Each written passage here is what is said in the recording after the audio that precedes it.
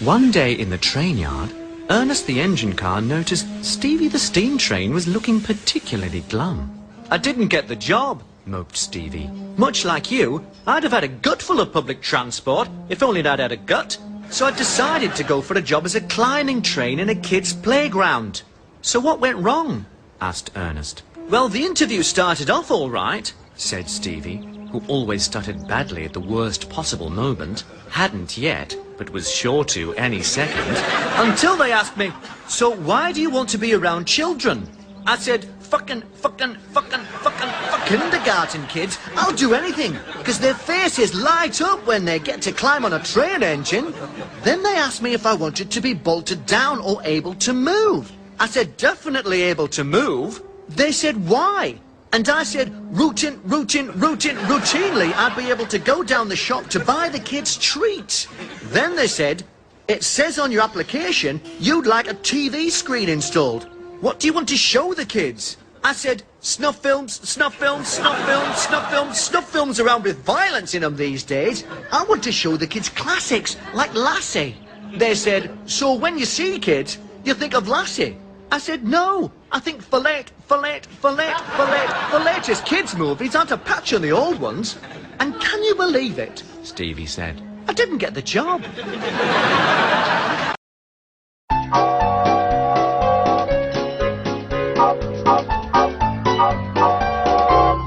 Ernest the engine car was looking glum.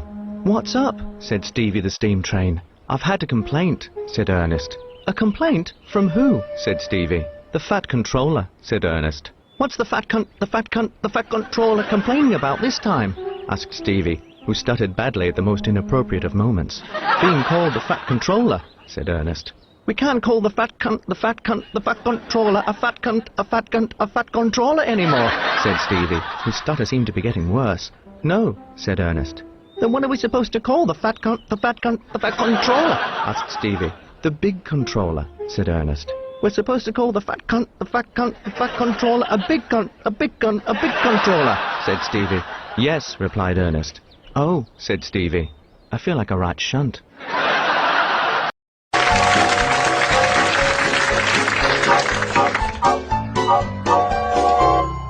Ernest the engine car was in a bad mood. I hate truck people, said Ernest. I beg your pardon, said Stevie the Steam Train. I hate truck people, Ernest repeated gruffly. You can't say that, said Stevie, who always stuttered badly at inappropriate moments.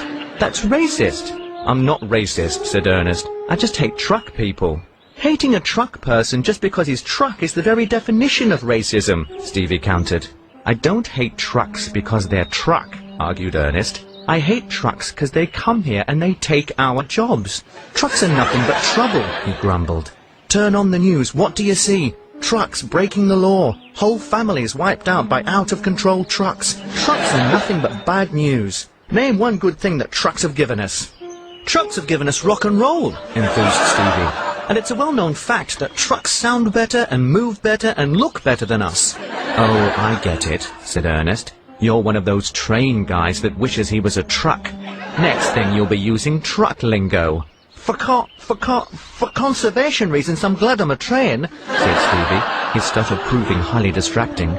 I just admire truck culture. Breaker, do your copy. Ernest was tired of verbal jousting, and without hands or feet he couldn't kick Stevie's ass. We'll just have to agree to disagree then. Fine, said Stevie. You had me really worried, though. At first I thought you said you hated black people. Oh, said Ernest. I hate black people as well.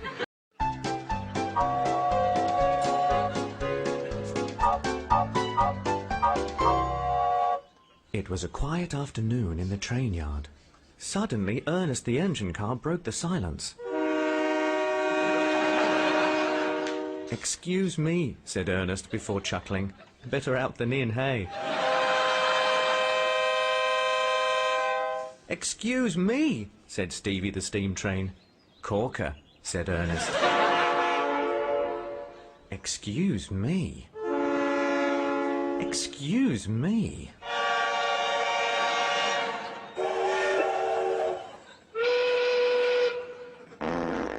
Sorry, said Stevie. That time I really did fart.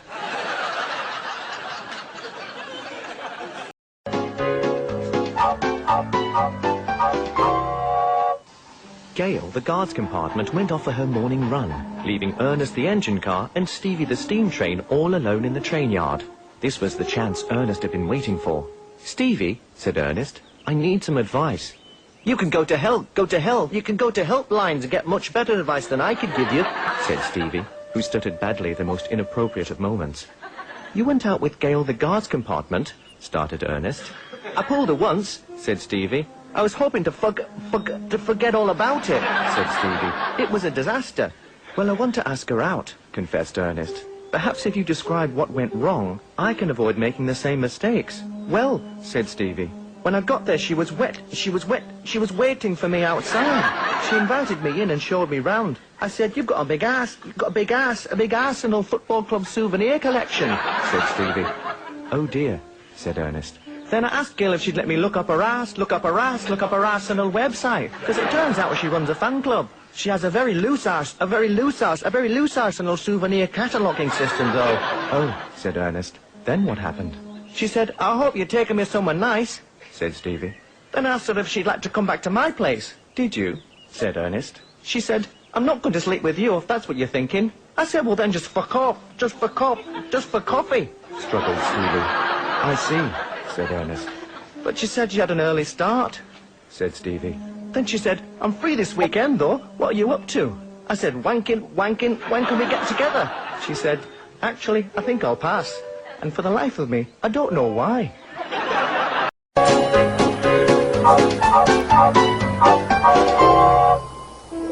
Ernest the engine car and Stevie the steam train were about to tuck in for a long night's sleep. "Stevie," said Ernest, "do you know much about dreams? Because I keep having dreams about trains and tunnels." "Oh," said Stevie, "you know what that means?" "What?" asked Ernest. "You're a bleeding train," said Stevie. For conscious thought, dreams have literal representations," said Stevie, who stuttered badly at the most inappropriate of moments. "Whereas matters occupying the subconscious mind have direct but sometimes not entirely obvious parallels," he continued, clearly knowing a lot more than he'd first let on. "They're the classic subconscious symbol of a male-to-female train coupling," added Stevie. "They're not the only one, though. Anything connected with coupling. Screwing light bulbs and light fittings are another." "What if I dream about caps on bottles?" asked Ernest. "That's about coupling," confirmed Stevie. "Lampshades and lamps?" Ernest queried.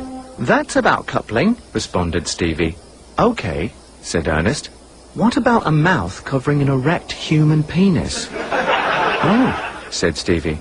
"Buggered if I know what that's about."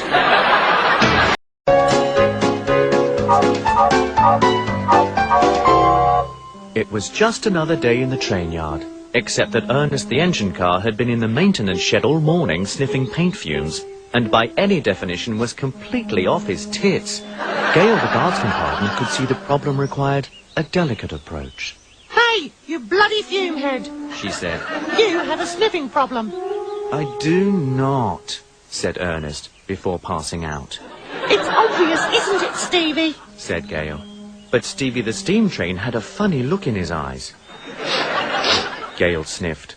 "Have you been smoking something other than coal?" she asked. "No," lied Stevie. "I'm disappointed in you," said Gail. "Ernest is a young and impressionable engine." "Ernest is addicted, all right," said Stevie, because he often stuttered badly at inappropriate moments. "But you're a bitch cheeky lecturing us on drugs," he added. "The federal police once found you packed with high-grade heroin." "I've steered clear of drugs since then," Gail insisted. "I even formed a support group. Carriages United Not Taking Substances. Though for obvious reasons we rarely use our acronym." "Well, back off anyway, narc," said Ernest. "We don't need someone ruining our high." But it was too late for that, for all the platform speakers had started pulsing with the sounds of duff-duff music. "Oh no," said Ernest. "The big controller's on ecstasy again."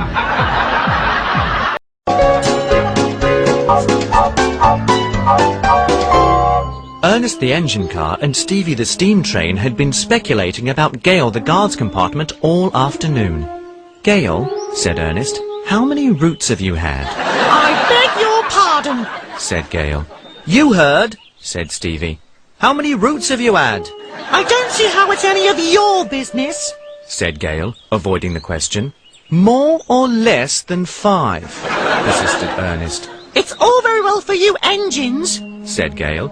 You get to brag about all the routes you've had, but when you take us guards compartments out, you always expect us to have had no routes at all. So you admit you're a hoe, you're a hoe, you're a hoe, you're a hopeless idealist, said Stevie, who would always stutter badly at the most inappropriate of moments.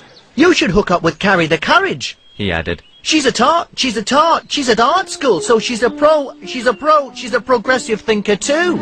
A guard's compartment is hers to do with as she pleases, said Gale. So then, how would you feel about a 3-car train with Ernest and me, if you know what I mean? Not if you were the last train on earth, said Gale with finality. Less than 5? asked Ernest. Less than 5, agreed Stevie.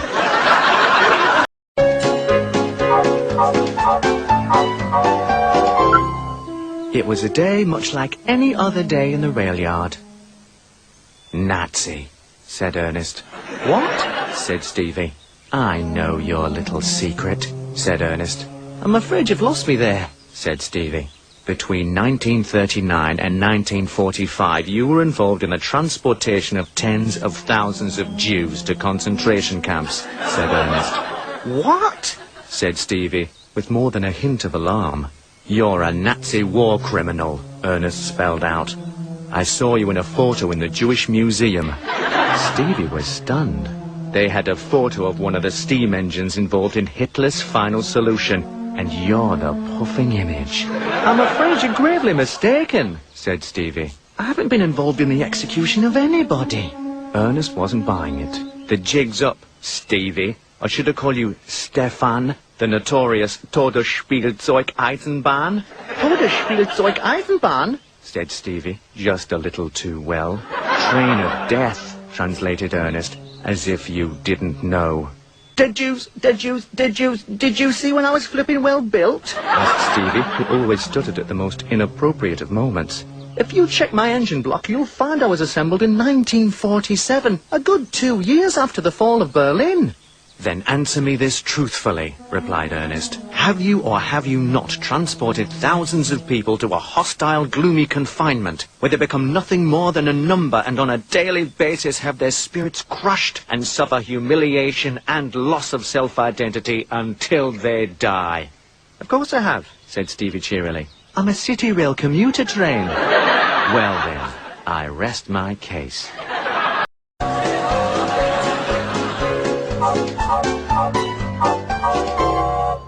One day, Ernest the engine car and Stevie the steam train noticed Gale the guard's compartment looking particularly broody, even by her usually militant feminist standards. What's on your mind? Ernest ventured, in the mood for a bit of leso-baiting. I'm trying to decide on a pet, said Gale. What I really want is a baby, she admitted. but I can't conceive. Stevie the steam train decided to contribute. What you need is a big black cock, a big black cock, a big black cock, a bck cocker spaniel, he said, as usual stuttering badly at the most inappropriate of moments. Or if you can't accommodate a big black cock, a big black cock, a big black cocker spaniel, how about a small white cock, a small white cock, a small white cockatoo? Mind you, I've gone off feathered, friends, he continued, unwisely. Ever since I were on the internet, and I saw a bird with a mouth full of cock, a mouth full of cock, a mouth full of cockroaches. By now, Gale was feeling a little ill. Perhaps you could suggest a bird without cock in it? That rules out Paris Hilton, quipped Ernest, hoping for a spot on the glass house, or, failing that, Spicks and Specks. How about an even smaller yellow cock, an even smaller yellow cockatiel, continued Stevie. That's hardly a bird at all. Forget it, said Gale. I think I'll just adopt.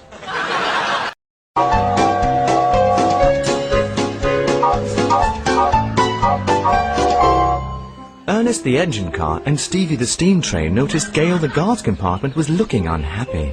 Why the long face? said Ernest. Guard's compartment is just another way of saying rear end. moped Gail. I'm a big fat ass. She told me she was having body image issues, Said Stevie, who only ever stuttered at inappropriate moments. I think she's got the painters in. Stevie was right. It was that time of the month when Gail was due for another coat of paint. I'm fat and unattractive. She moped. Fat constantly comes and goes.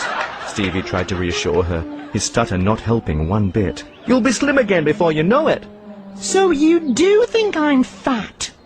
Help! Said Stevie, hoping Ernest would jump in. You're on your own, said Ernest. Stevie thought quickly. 100 people fall down the gap between the train and the platform every year, He said. If you really were fat, there wouldn't be a gap now, would there? But Gail was having none of it. If I was thin enough, they'd all fall down the gap. Ernest decided he had to do something. I see you trying on a shed. Ernest said to distract her. It worked. Gail was distracted. Yes. Said Gail. Does my rear compartment look big in it? Help! Said Ernest. You're on your own.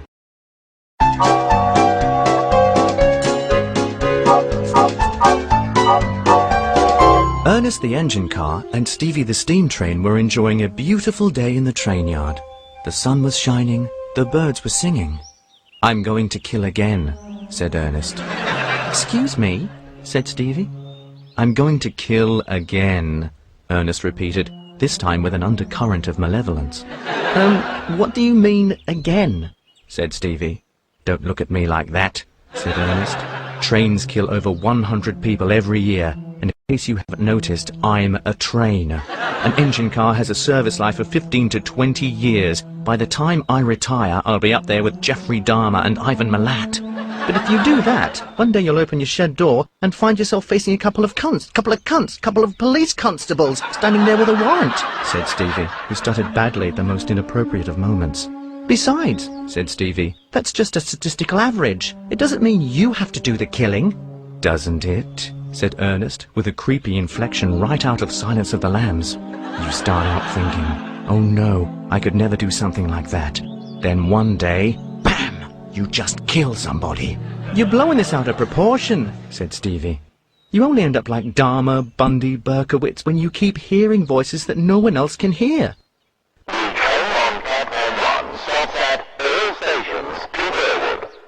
Did you hear that? Asked Ernest. No. Said Stevie. I'm going to kill again, said Ernest.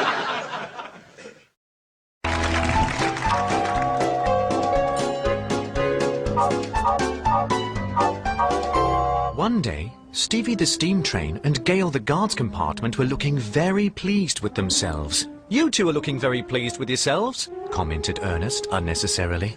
We're going on It Takes Two, said Stevie. And we're going to win it. Added Gail. We've been practicing all day. Well, with a whole day's practice, you're bound to win it, said Ernest, entirely unfamiliar with the show of which they spoke, but nonetheless uncannily close to the mark. We're just not quite sure which song to perform, said Gail. Mind if we try some on you? I'm all ears, said Ernest, which was odd, since he didn't have any ears at all.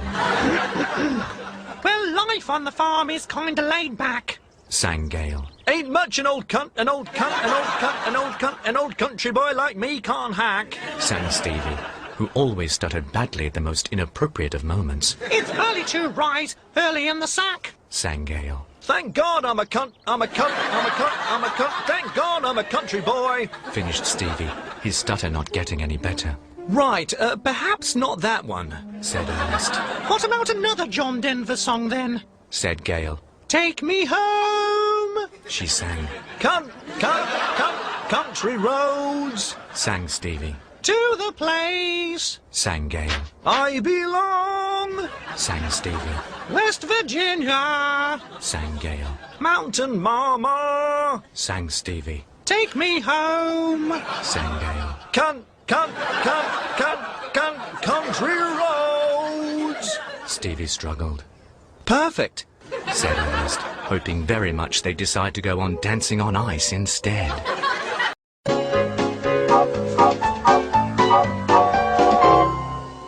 It was midnight in the train yard, and Ernest the engine car and Gail the guards compartment were fast asleep.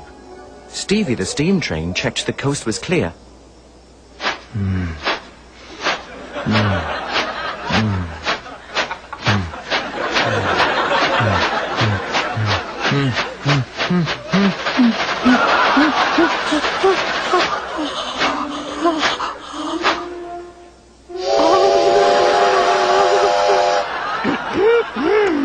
Then Stevie heard a sound. It was Gale. That's disgusting. Said Gale. Stevie was embarrassed, but also turned on by the thought that Gale was watching, and felt like going again. It's not like everybody doesn't do it, he insisted. You don't see me doing it. That doesn't mean you don't do it, just that we haven't caught you, Or perhaps it just means I can control my urges. said Gale. Don't start going on about your control, said Stevie, who always stuttered badly at the most inappropriate moments. Working on the railway is a high-stress occupation. It's a perfectly natural, healthy form of stress relief, he added, making a mental note of how Gale looked in the moonlight to picture for next time. These days I'm always having a pull over to let younger, faster trains go by, said Stevie. It's a good thing I have a quick tug, a quick tug, a quick tug, a quick tug. I have a quick-together driver who can skillfully avoid an accident, Stevie finally finished. But spilling your seed is against the word of the Bible. I don't know about seed, said Stevie. At least once a week I have a handful of Jesus freaks telling me that, but I don't think it's so, he concluded. Well, you don't see me doing it. Said Gale, and with that she left Stevie to ponder his ungodliness and disappeared into her shed.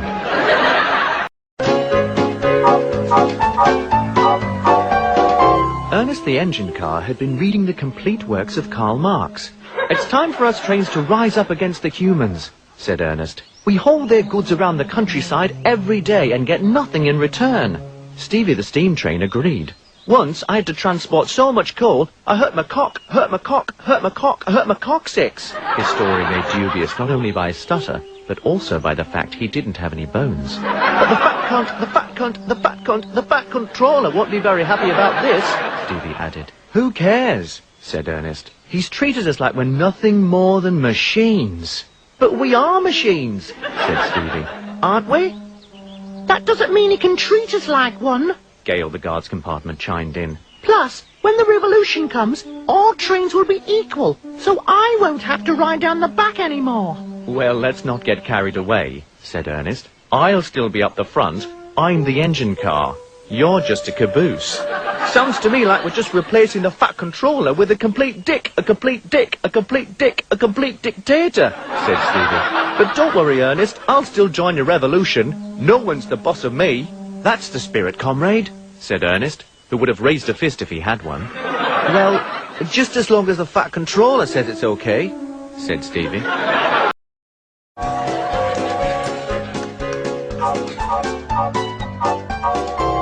Ernest the engine car had finally cracked. Get out of the f***ing way! He said, to no one in particular. F***ing move it! Get off the f***ing road! Ernest, Said Stevie the Steam Train. are you all right? I'm fine, said Ernest. I'm just practicing my road rage. I'm fed up with public transport. I'm always late, so I'm getting a car with a big booming stereo and a number plate that says CHXDGGT. Wanker, wanker, wanker, wanker. When cars break down, they're very expensive to fix. Said Stevie, who always stuttered badly at inappropriate moments. And how will you even fit in a car? I'll get the biggest four-wheel drive I can find, said Ernest. Oh, so you're planning on being a country driver? Said Stevie, his stutter not getting any better. Oh no, said Ernest. I'll just be driving it round the city.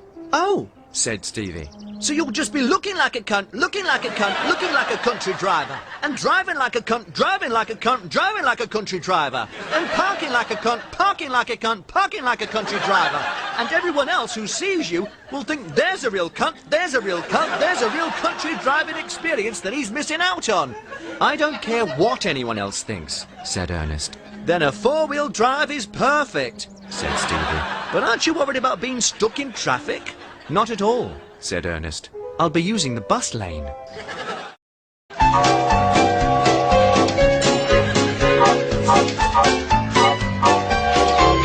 Ernest the engine car and Stevie the steam train were looking very contented. They'd been pulling all day, and the overweight controller had been watching and liked what he'd seen. Excuse me, Gail butted in, as women always do. why is it that all the engines are men and all the carriages are women? What are you talking about? Asked Ernest. Everyone here that can pull things or get things done is a man. There's Ernest the engine car, Stevie the steam train, the overweight controller, even the narrator. Complained Gail. What's a narrator? Asked Stevie. I'm not sure, said Ernest, but everything's just as it should be. Women at the back. It's yet another example of sexist British children's literature. Sulked Gail. Wind in the Willows, Peter Pan, Lord of the Rings, the list goes on. The bitch goes on, thought Ernest. Your account of British literature's flawed, Said Stevie, who always stuttered badly at inappropriate moments. Alice in Wonderland was written by a man. He pointed out. And he was off his tits on drugs. Rebutted Gail. Tits, thought Ernest. And another thing, why can't something miserable be named after men? If we can have Cyclone Tracy, then we should have Cancer Tim. Ranted Gail, now clearly turning into some sort of hairy-pitted lesbian. Oh, great, now the narrator's taking sides. Diked Gail. What's a narrator? Asked Stevie. I'm not sure, said Ernest, but I think that he's even more powerful than the overweight controller. I bet if he said, and with that the whiny leso bitch shunted off back to whiny leso town where she belonged, the whiny leso bitch would shunt off back to whiny leso town where she belongs. And with that, the whiny leso bitch shunted off back to whiny leso town where clearly she belonged. And the male engines laughed and wished they had arms so they could drink beer and turn on a telly to watch football and masturbate.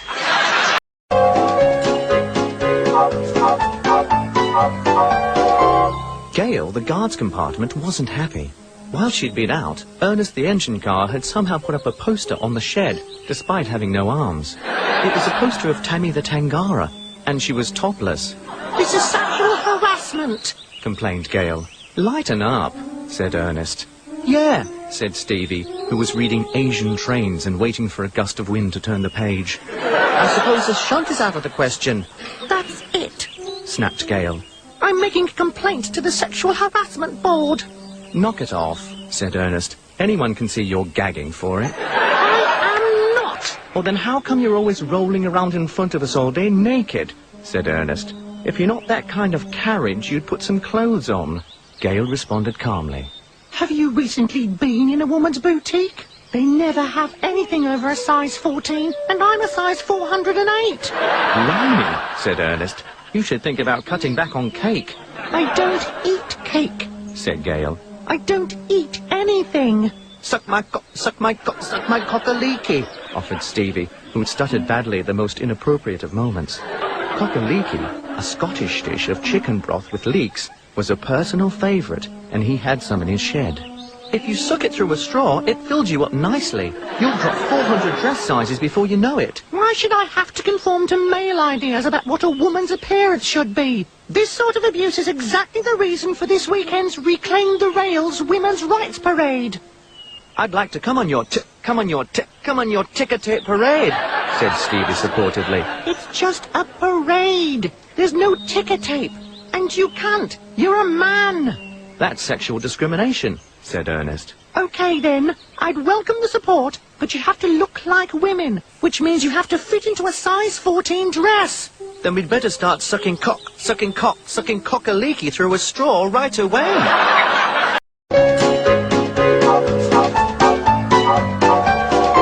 It was time for Ernest the engine car and Stevie the steam train to pick up more passengers, but Ernest was refusing to move. I've had a gutful, he said. I'm taking a sickie. Tell them it's mechanical problems. There, Ernest, said Gail, the guard's compartment. It happens to every engine at some time, she said, secretly amused. Not that sort of mechanical problem, said Ernest, his engine hood in question. It's this job. The passengers always leave me full of rubbish. Do I look like a bin? You are metal and colourful, said Stevie. You just need a good route, added Gail. No, I don't, replied Ernest. I've decided to become a sushi train. You're pulling my emergency cord, said Gail. And you're a bit big for a sushi train, said Stevie.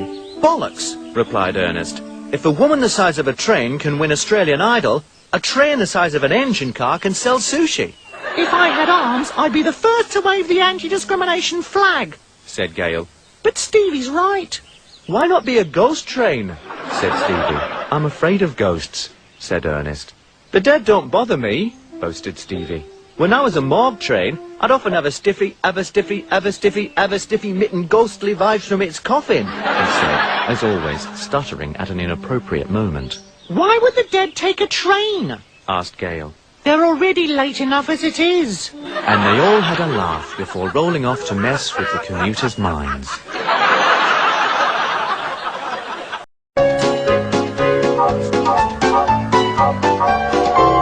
Ernest the engine car noticed Stevie the Steam Train looked different. What's with the balloon? Asked Ernest. I'm trying to give up smoking, said Stevie. Any luck? Inquired Ernest. I usually manage for a while, said Stevie. Then I bust and have to start again. I'm worried about my health. For my entire working life, I've been smoking non-stop for 12 hours a day. That does sound like a lot, said Ernest. And apparently it's bad for you, Stevie continued. I can't go up a hill without puffing. You hear about trains that smoke their whole lives and nothing happens to them, assured Ernest. I saw a doctor, Stevie confessed. He couldn't find a pulse. That can't be good, said Ernest. And my lungs have been removed, Stevie continued. I don't remember it happening, but the doctor couldn't find them, said Stevie. So there must be memory loss too. You need some of that nicotine gum, said Ernest. Listen, for quitting, nicotine gum is supposed to be very good, said Stevie, who stuttered badly at inappropriate moments. But I need coal gum, and no chemist stocks it. I can't function even without smoking. I'll be a wreck. Ernest had a suggestion. Have you tried hypnotism? I don't think I could be a hypnotist, Stevie answered. I think I'm just cut out to be a steam train. Not as a career. I mean to help you stop smoking. I'd love to do that as a job, said Stevie. Look into my eyes. You are now a chicken. I should remember not to do that, said Stevie. But I always forget.